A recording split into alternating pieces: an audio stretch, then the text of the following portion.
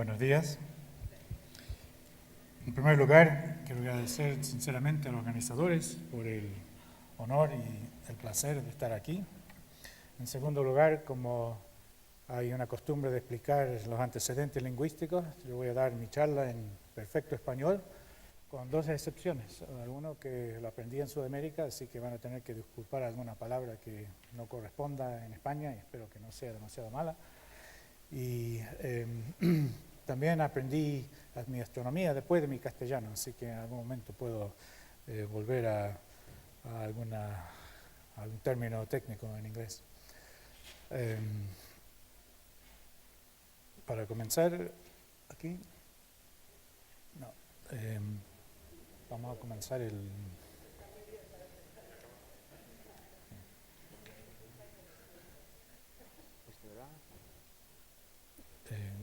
sí. Muy bien. ¿Sí? Pueden leer el título y quién soy yo y dónde estamos. En tercer lugar, quiero comenzar ya con 2 minutos, espero limitarlo a 2 minutos, de filosofía y metodología, con este curioso diagrama que en algún momento eufórico le he puesto mi apellido. Aquí está el universo y aquí es donde queremos llegar. Pero resulta que, por lo menos en gran parte de la astronomía, por la diversidad de los fenómenos, es importante reconocer esta categoría intermedia, porque no podemos estudiar el universo directamente, sino que estudiamos una imagen que creamos en nuestra mente o en nuestros jornales mediante procesos que están anotados aquí. Creo que estoy apretando el láser. En términos generales, arriba, y en términos específicos a la clasificación espectral de estrellas y la astrofísica abajo. Entonces, esto es un tema que podría dar para 40 minutos solamente, pero quiero señalar lo importante de estas características de la imagen, que si no se cumplen puede llevar a problemas graves, y eso se puede demostrar con muchas historias de la astronomía antigua y también en astronomía contemporánea. Este proceso, yo trabajo aquí en morfología. La morfología no explica nada, pero es esencial que esta imagen reúna estas condiciones para llegar correctamente aquí donde queremos llegar. Estuve pensando brevemente anoche cómo aplicaría este esquema al problema de Carlos Frank, y creo que se puede, aunque es diferente. Creo que él está partiendo de los dos extremos y tratando de llegar a una imagen consistente en el medio. Pero bueno, vamos a seguir porque quiero ahora mostrar 2 ejemplos de este proceso contemporáneos, concretos, que interesa mucho más en la ciencia que lo abstracto, y comenzando con los espectros de las estrellas OB, las estrellas más tempranas, más alta temperatura y más masivas. Y aquí comenzamos con una secuencia de espectros ópticos de estrella O. Si no pueden leer, van del tipo O2 hasta O9. Todas las secuencias de la clase O, el tipo O3 aquí lo introduje en 1971 y el O2 en 2002. Vemos acá una razón de líneas muy notorias, es helio ionizado y helio neutro, y pueden ver cómo se invierte esa razón mientras uno pasa por la secuencia. Ese es el criterio principal para la clasificación de la estrella O. En las más tempranas el helio neutro desaparece, y por eso usamos estas razones de líneas de emisión de nitrógeno, como se señala aquí al costado de los criterios principales. Y importante en esta secuencia observar esta otra línea de helio 2 que tiene un comportamiento muy diferente, 46-86 en absorción intensa en todos estos espectros. Bueno, este proceso en los espectros ópticos de la estrella se ha venido desarrollando hace ya más o menos 120 años, así que uno podría decir, bueno, está bueno ya, está listo, terminado, ¿no? Pero en unos momentos más les voy a mostrar ejemplos de cómo con este mismo proceso de análisis morfológico estamos descubriendo nuevos fenómenos de las estrellas tempranas en un proyecto liderado en el Instituto de Andalucía, en este caso un aumento significativo en la calidad y la cantidad de los datos. Pero a partir de finales del siglo pasado, ya estamos en la era espacial, entonces se puede hacer esto en ultravioleta. Acá tenemos longitudes de onda de 1200 a 1600 angstroms, dice allí, y vemos estos tremendos perfiles P-Cygni de los vientos muy intensos de estas estrellas O tempranas hasta medianas, y aquí el nitrógeno 5. Y se ve cómo comienza a disminuir aquí en O7 y disminuye aún más mientras avanza el tipo espectral. Pero quiero señalar también lo que no hay en este diagrama. Aquí en la línea de resonancia de silicio 4, nada. Este doblete es puramente interestelar. Seguimos la secuencia hacia tipos más tardíos y de O9 a B1 vemos como el carbono 4 ya desaparece completamente como perfil de viento, y aquí tenemos solamente líneas fotosféricas e interestelares. En silicio 4 nada, estelar fotosférico, nada de viento en silicio 4.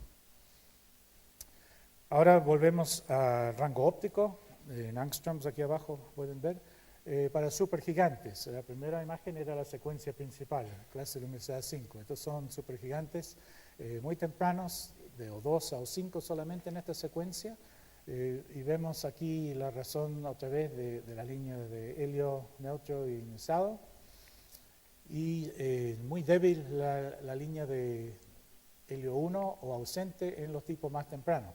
Pero se ve aquí, como todas las líneas son más intensas, mejor el efecto de la razón en emisión de nitrógeno 4 a nitrógeno 3, muy grande en O2, menor en O3, más o menos igual en O3.5, y se invierte completamente en O4 y desaparece el nitrógeno 4 en O5.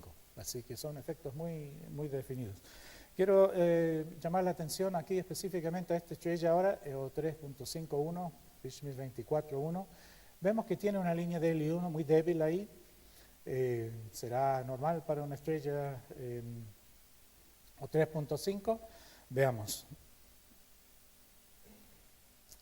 Aquí está esa estrella en una imagen directa del telescopio espacial, en este muy pequeño cúmulo. Esta estrella, si uno analiza su fotometría, su distancia, sale con una masa de 300 masas solares, que es el doble de lo que se creyó, por lo menos hasta hace poco, era el límite superior de las masas estelares. Vemos aquí otro fenómeno que vamos a ver en la segunda parte de la charla, como este pequeño cúmulo, pero con estrellas muy masivas, con vientos, ha formado este castillo de hadas acá, con torres y cámaras iluminadas. Aquí vemos una estrella O dentro de su matriz aún. La segunda generación gatillada por la energía que produce la primera generación. Esto es un fenómeno que vamos a ver en la segunda parte, muy común en estas regiones. Pero Jesús Maíz, si pueden ver su nombre aquí, sacó imágenes con el telescopio espacial de este cúmulo y se partió en dos. La estrella de 300 masas solares, 4 décimas de segundo de arco, y además sabemos que una es binaria espectroscópica ahora de corto periodo, así que la de 300 masas solares se divide por 3 y andan más o menos en 100 cada uno. Así que vemos una cosa muy importante: no se puede usar el helio neutro en estos objetos muy tempranos. Aquí Nidia Morrell en las campanas ha obtenido espectroscopía resuelta y la ha extraído Jesús Maíz con su programa. Vemos que el helio 1 desaparece de esta componente con el nitrógeno 4 más intenso y es contribuido por este otro componente más tardío. Así que no se puede usar el helio 1 en estos tipos muy tempranos porque puede provenir de compañeros más tardíos en el sistema. De otra estrella, ese cúmulo también de una masa similar, un cúmulo muy interesante.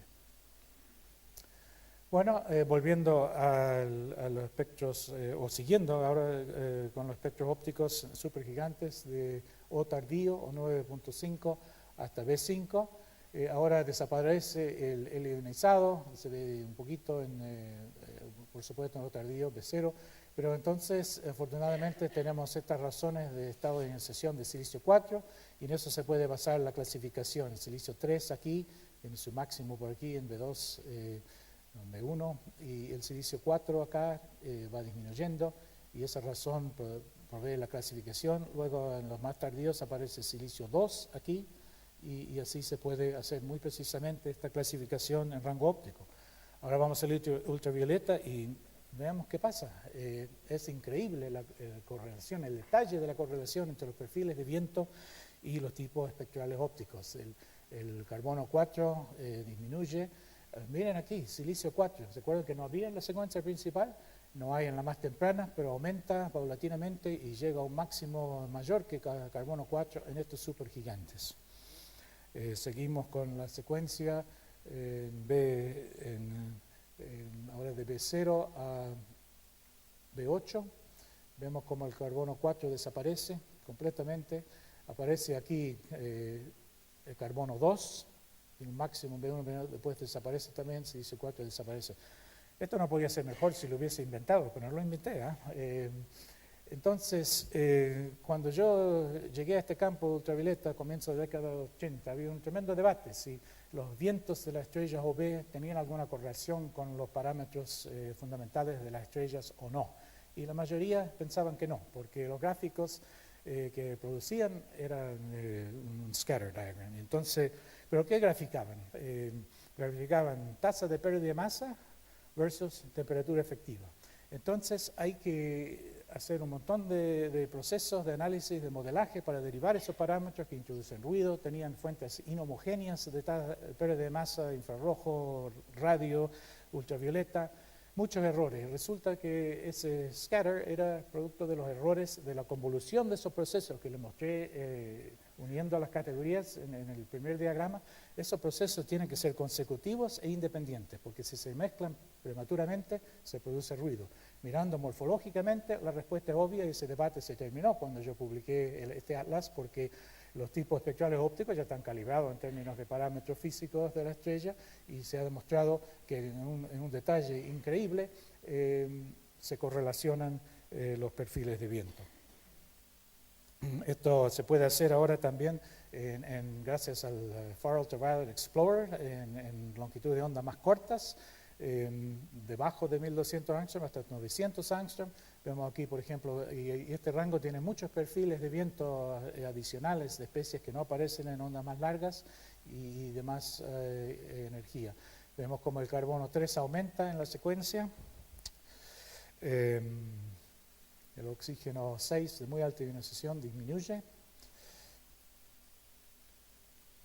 Y ahora, todo esto que yo le estaba mostrando eran secuencias de temperatura en diferentes clases de luminosidad. Y lo que estamos viendo acá son las tendencias, el esquema entre las estrellas normales, porque una cosa que la morfología hace, y ese proceso que indiqué al comienzo, es demostrarnos qué es normal, es decir, cuál es el comportamiento de la mayoría de los objetos, y luego nos permite aislar objetos peculiares que pueden desviarse, como vamos a ver en un momento, de esas tendencias. Y si no se hace esa separación, es otra falacia que ocurre muchas veces en astrofísica, de mezclar objetos peculiares con normales, lleva al caos. Ahora vemos un corte en un tipo espectral constante, tipo 6.5, vemos que esta razón es parecida, pero vemos cómo cambia esta otra línea de 2 que señalé al comienzo, se rellena, desaparece y entra en emisión. Estos son efectos de luminosidad en la estrella SO, y tenemos clase 5, 3, 1B y 1A. Vamos otra vez al ultravioleta y vean qué pasa. Todas estas estrellas tienen vientos intensos, saturado el carbono 4, no demuestra ninguna diferencia muy grande, pero ahora veamos el silicio 4. Como si prestaron atención, vieron en secuencia principal nada, intermedias comienza a aparecer y en supergigante una intensidad muy desarrollada del viento en silicio 4. Esto es un efecto de ionización.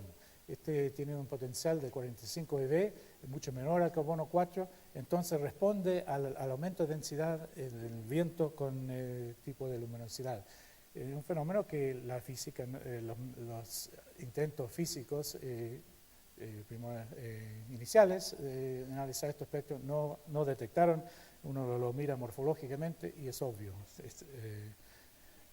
Pero ahora podemos hacer lo mismo en estas ondas más cortas, donde hay más líneas, y vemos 3 especies más que demuestran este aumento con luminosidad, aquí en fósforo 5, azufre 4 y carbono 3. En los primeros 2 casos, con esta misma ionización baja, que es silicio 4, aquí la misma ionización de carbono 4, pero el fósforo tiene una abundancia 100 veces menor que estos elementos alfa, entonces no se satura no por ionización, pero por baja abundancia en más baja luminosidad. Y ahora no tengo tiempo para entrar en detalles, pero recientemente hemos publicado un trabajo haciendo esto mismo con los espectros de rayos X de Chandra en alta resolución, y ha sido una sorpresa para los especialistas que todavía no se han recuperado del shock. Vemos aquí una secuencia de tipo espectral, no se pueden leer muy bien, de O2 a B0. Ven cómo migran hacia longitud de onda más larga, eso es un efecto de ionización, porque acá en estos rangos la longitud de onda es directamente relacionada con la ionización, y tenemos pares de los iones, los últimos iones de los elementos alfa, un magnesio, neón, con 2 electrones y 1 electrón, y las razones de esas líneas no tenemos tiempo de verlo en detalle, también se correlacionan con los tipos espectrales ópticos. Otra secuencia eran supergigantes, estos son enanas, que demuestran lo mismo.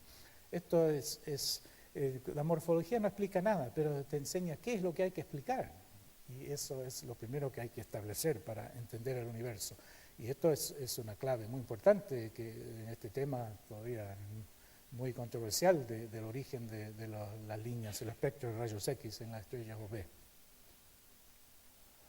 Aquí vemos esas tendencias en el gráfico de medidas. Estrellas, los puntos negros son estrellas normales, y vemos esta tendencia en la razón de las líneas de neón con tipo espectral, y estos puntos blancos son estrellas peculiares, magnéticas o de muy alta resolución, rotación, que hay que aislar y separar de las normales para detectar las tendencias y las desviaciones.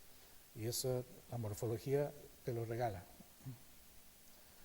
Bueno, ahí termina el repaso de las estrellas normales, los espectros en diferentes rangos ópticos, sus correlaciones. Ahora voy a mostrar rápidamente, ¿llegamos a la mitad todavía? Casi. Bueno, rápidamente algunos ejemplos ahora de objetos peculiares que nos enseñan nuevos fenómenos por sus desviaciones del comportamiento normal.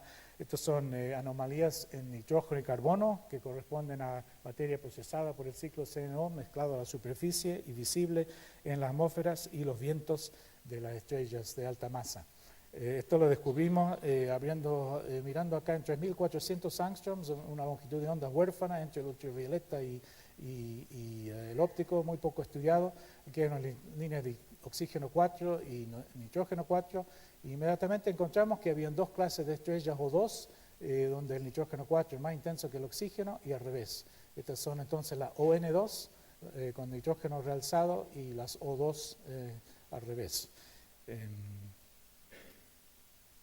Y vamos al ultravioleta, a los vientos, y vemos otra vez esta correlación en efectos de abundancia de nitrógeno y carbono. En la ON vemos que el nitrógeno 5 es más intenso que el carbono 4, y en las O2 son iguales o incluso un poco mayor el carbono 4. Lo vemos también en las ondas de Fuse, en el oxígeno 6. Estas son las ON, tiene oxígeno 6 más débil que las O2. En tipos más tardíos existen estas anomalías de nitrógeno y carbono, se han detectado ya hace más de 30 años. Vemos acá las de carbono en 46-50 totalmente dominante o normales o de carbono, y acá al contrario domina el 46-40 de nitrógeno 3, un perfil completamente diferente. Y aquí vemos un nuevo resultado del proyecto del Galactic O-Star Spectroscopic Survey, liderado por Jesús Maíz, Emilio Alfaro, en el Instituto de Andalucía. Una mayor cantidad de estas estrellas, y arriba están las mismas que vimos antes, estas supergigantes, pero lo que quiero señalar aquí es este grupo en el medio, en clases de luminosidad intermedias, tipo clase 2 y 3, con muy alta rotación.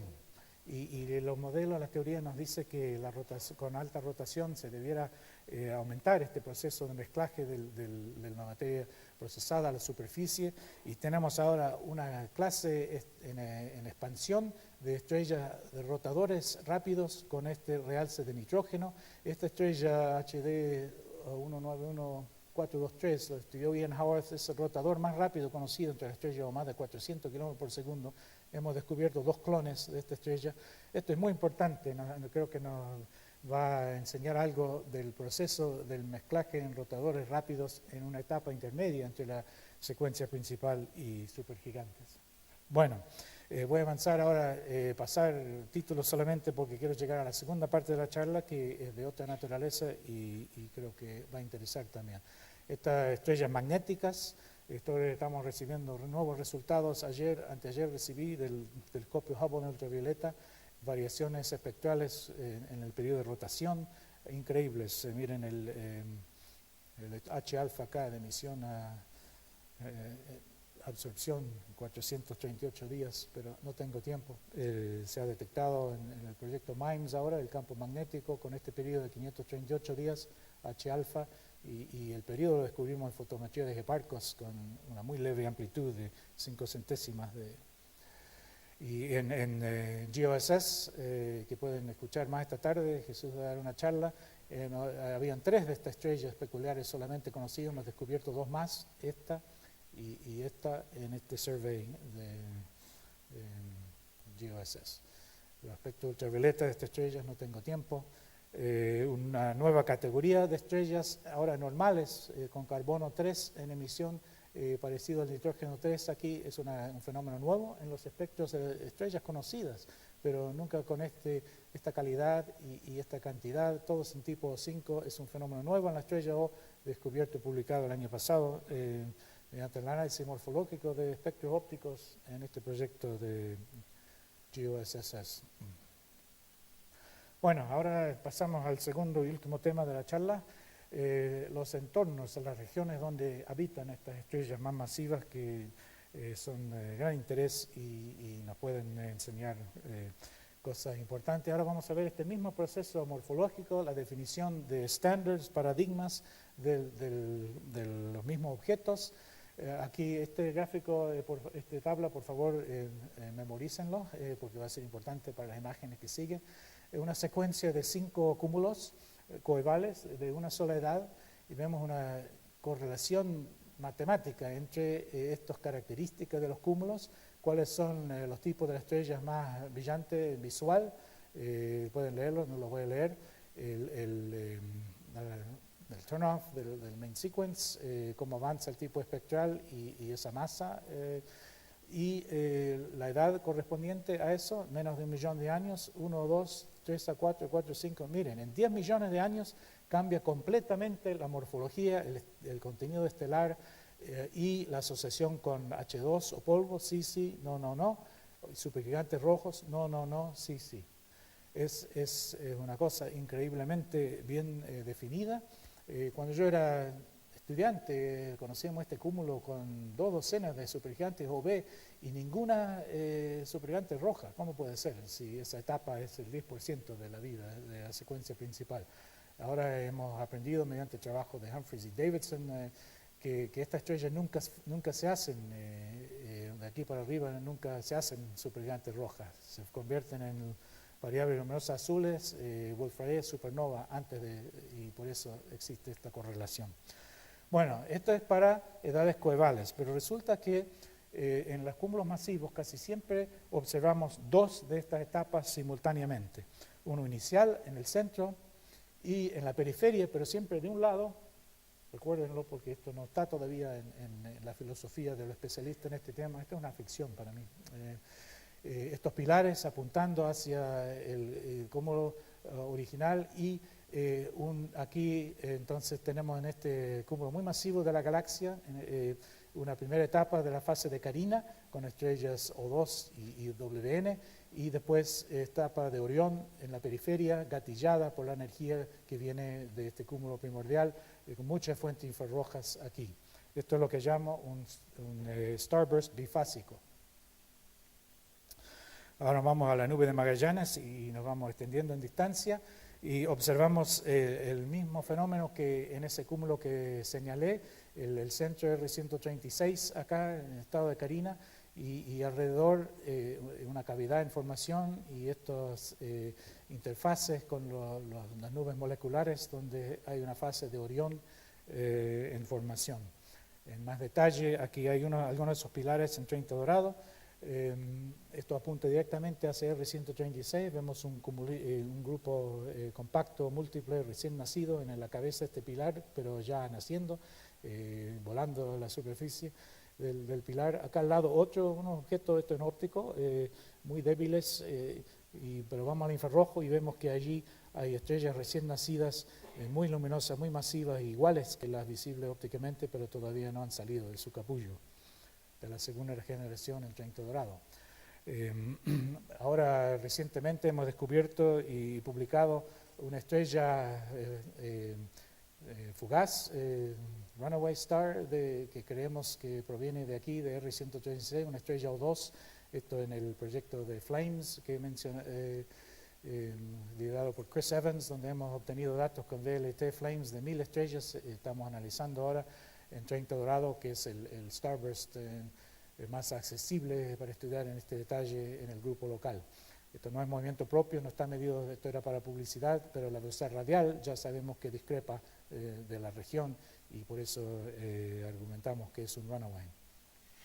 Estos espectros de estas estrellas O supergigantes muy tempranas y WN, y luego esta intermedia, miren H beta, como esto es nuevo, por Paul Crowder y yo estamos por presentar esto, en parte datos, hay 3 estrellas en Carina acá, esta de 90.000 y las otras están en 30 dorados, cómo se desarrolla el viento mientras estas estrellas se convierten de supergigantes O a intermedias y a WN. Algunas de este tipo de estrellas en 30 grados, ahora Paul Crowder ha derivado que deben tener masas iniciales de hasta 300 masas solares, así que han regresado las 300 masas solares y no creo que se van a desaparecer esta vez. Bueno, seguimos ahora con los starburst bifásicos. Esta es la próxima generación. Esto es un 30 dorado evolucionado. Es N11, la región H2, la segunda región H2 en luminosidad en la gran nube grande de Magallanes. Ahora el cúmulo central está evolucionado en una etapa de Scorpius OB1, 3,5 millones de años, tipo más temprano 6, y la estrella O2 o 3 están en la segunda generación. De un lado, vean, siempre se puede trazar una línea por el medio, están de un lado, en las regiones H2 periféricas, en el Giant Shell H2 region. Es una etapa más evolucionada en 1 o 2, pero la diferencia de edades entre el centro y la periferia es idéntico que en 30 grados, 1 o 2 millones de años. Acá 3,5, acá 1 a 2. Y vemos esta morfología de Shell. Estos van a ser nuestros standards. Este es NGC 604 en M33, es idéntico a N11. Es un calco de N11. En estos objetos galácticos y de las nubes, estas edades son calibradas mediante clasificación espectral de todas las estrellas OB que hay individualmente, pero luego así definimos los paradigmas, los estándares en base a las imágenes, y podemos ir ahora a este objeto que también ha estudiado Jesús Maíz y otras gentes, y podemos clasificar regiones enteras de este starburst, en este enana irregular, en base a la morfología de las regiones H2. Aquí hay giant shells, así que esta es una región evolucionada, pero acá ven hay regiones H2 concentradas al centro, como 30 dorado o quizás más jóvenes que 30 dorado, así que definitivamente podemos decir que esta región es más joven que esta. Y ojo que la fase evolucionada es la que domina el continuo en óptico y ultravioleta, mientras que La región H2 ionizada por la nueva generación de alta temperatura. Hay mucha confusión en la literatura tratando de analizar la región H2 en base al flujo ultravioleta del centro, nada que ver. Aquí hay una segunda generación que está iniciando eso y que tiene una extinción más alta y radios menores, así que las estrellas son más débiles en óptico. Este es un cúmulo de supercúmulos. Estas son imágenes de Enrique Pérez en Andalucía, pero nos vale lo saque pronto porque hace 2 años ya que los estoy mostrando en estas charlas. Esto es en M101. Aquí tenemos un supercúmulo binario de la primera generación en el medio, azul, y ha gatillado 5 por lo menos supercúmulos de la segunda generación, todos de un lado, se puede trazar la línea por el medio. Este objeto para mí es un objeto clave para entender los starbursts muy masivos, más lejanos. Y si pueden creerlo, el Hubble nos negó tiempo para obtener espectros de esos cúmulos, están locos. Este va a ser una piedra roseta este objeto para entender los starbursts. Y ahora nos vamos al último objeto de la charla, aún más distante. Ahora estamos, ese otro, M101, como en 10 megaparsecs, creo, esto 20 megaparsecs. Los antennas, todos lo conocen, 2 galaxias espirales en fusión, major merger más cercano, donde podemos estudiar en detalle las estructuras. Y veamos, este objeto tiene también starbursts bifásicos, son trabajos de Whitmore. Vemos acá la primera generación y de un lado la segunda, de este lado onda de choque nomás. El telescopio espacial puede resolver estas estructuras a esta distancia. Y acá uno increíble, esta es la primera fase, estas son edades, los diferentes colores, esto es esto, y la nueva generación más masiva que la primera en este objeto de un lado. Pero veamos ahora globalmente los antennas. Y aquí les voy a decir algo que no se sabe todavía, así que recuérdenlo. Yo les voy a dar la explicación de los antennas que los especialistas, los astrofísicos que estudian esto, hasta ahora no lo han visto. No han visto el bosque por los árboles. Esta es la imagen de Spitzer de los antennas. Acá están los 2 núcleos y esta es la marca de zorro. Esa es la clave para entender los antennas. Ven como acá están los objetos más intensos en infrarrojo de Spitzer y luego la intensidad de Spitzer va como disminuyendo. Acá hay una pequeña excepción, pero siempre hay excepciones, ¿no? A través de ese trazo. Acá está la imagen de HST, pero veámoslo así.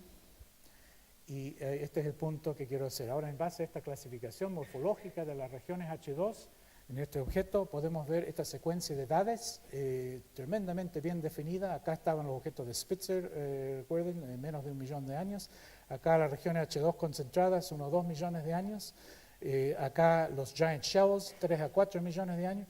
Acá ya desaparece totalmente la nebulosidad de H-alfa, 4 o 5 millones de años. Acá tenemos una tremenda región de estrellas azules y supergigantes rojas sin ninguna nebulosidad, 7 o 9 millones de años. ¿Qué es esto? Esta es la clave para entender la interacción de la antena. Han habido 3 papers recientemente demostrando que esto sucede en una escala de tiempo de 10 a 20 millones de años solamente. Está en el pasaje perigaláctico y esta es la zona de interacción en el momento entre los 2 discos. Yo postulo hipotéticamente que este es el trazo de la zona de interacción a través de los últimos 10 a 15 millones de años. Y esa es la clave. Yo les garantizo que de aquí a 10 a 20 años todo el mundo va a saber esto. De momento tengo 2 colegas en el instituto que son especialistas y ni quieren escuchar esto porque no les gusta que venga uno de afuera y les diga que han perdido de vista lo principal del objeto. Claro, hay complicaciones, está esto y hay otras cosas, pero veamos el bosque morfológicamente, te da la clave para entender el objeto. Gracias.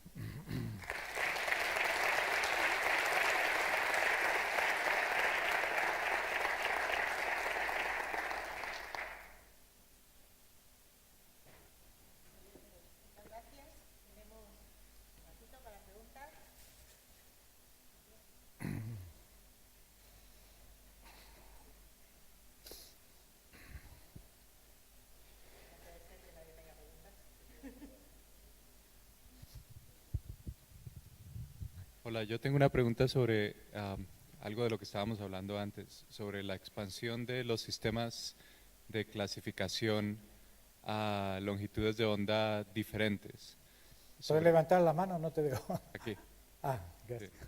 Sobre si es necesario establecer sistemas de clasificación independientes cuando uno cambia de longitud de onda o hasta qué punto uno puede empujar los sistemas de clasificación ópticas. El sistema de clasificación que usamos en el óptico es una cosa que tiene raíces históricas, ¿no? Que tienen que ver con el hecho de que las placas fotográficas son sensibles en el azul, esencialmente.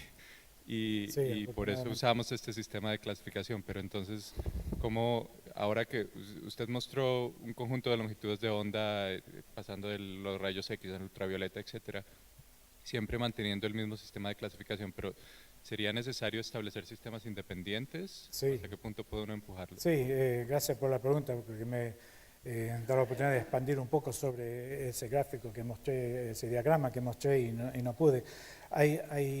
Sí, este proceso morfológico, esta metodología, yendo a otra región espectral o otra galaxia con metalicidad más baja o nuevos datos de mayor información, hay que repetirlo de un principio.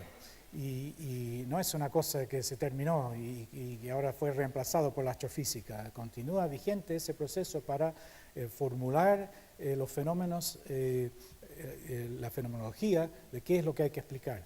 Ahora, hay dos cosas que se pueden hacer en ese caso. Y yo he tenido suerte, no he tenido que definir nada del cero, porque lo primero que busco es saber si hay correlaciones entre las características espectroscópicas en el nuevo rango con la anterior, con la óptica. Y he tenido suerte, en los casos que lo he hecho ha aparecido esa correlación y no he tenido que inventar nada de un principio. Pero en principio podría no pasar eso, pueden haber otros parámetros completamente diferentes o más complicados, mayor número de parámetros que están definiendo esos espectros, por ejemplo, infrarrojos en tu caso.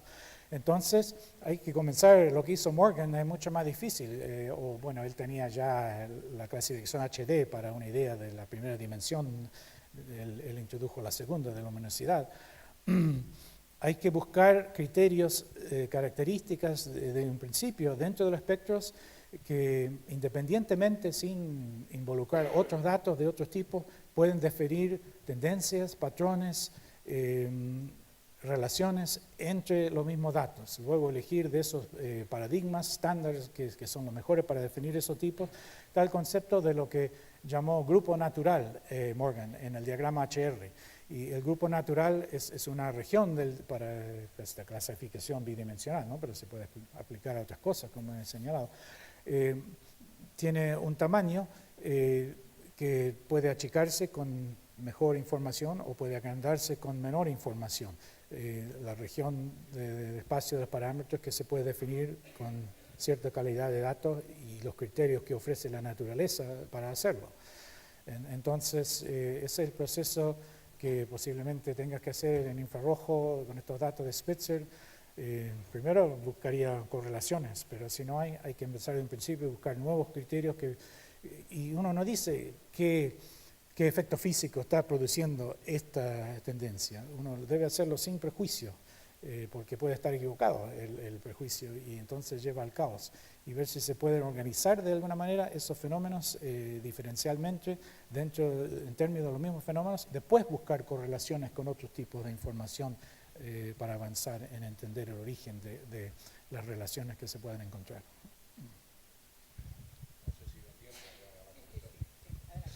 Era respecto, Nolan, era respecto a la antena que has puesto y esa especie de secuencia espaciotemporal.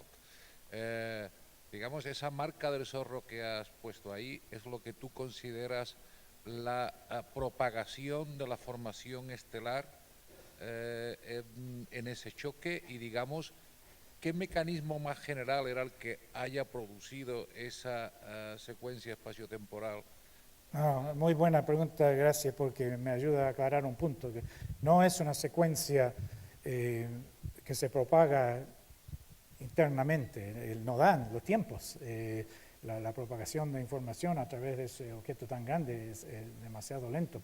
Esto creo mi hipótesis es que es el desplazamiento del punto de interacción entre los dos discos y la escala de tiempo determinado por la órbita, pero muy rápido porque está en perigaláctico. Entonces la órbita tiene escala de tiempo de 100 millones de años, pero el pasaje perigaláctico de 10 millones de años.